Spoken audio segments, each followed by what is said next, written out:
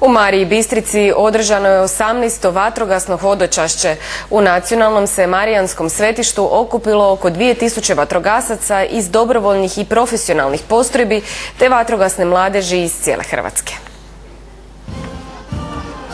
Vatrogasno je hodočašće svojevrsni završetak obilježavanja mjeseca zaštite od požara i duhovna priprema za zahtjevnu protupožarnu ljetnu sezonu. Mene to neopisivo, to je doživljaj, jedan veliki doživljaj. U Mariji Bistrici čovjek doživi nešto posebno. Milost napuni se za cijelu godinu. Molimo za naše vatrogasce, za zdravlje, za da bude sve tu godinu najbolje prešlo. A ljetnu sezonu, kada imaju najviše posla, vatrogasci kažu dočekuju spremni.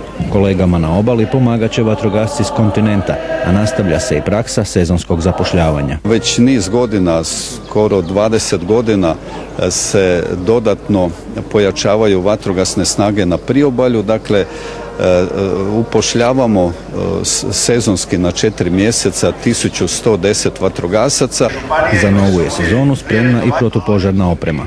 Naše snage su ispravne, vi znate da smo dali i kanadere Izraelu, znači pomogli smo najbogatijima ili najspremnijima, to pokazuje snagu hrvatskog vatrogastva. Oprema i tehnika, znači ova zračna je apsolutno spremna i bit će na raspolaganju vatrogascima za eventualne potrebe. Ipak, kažu, svi su si međusobno do sljedećeg susreta u Mariji Bistrici poželjeli što manje posla.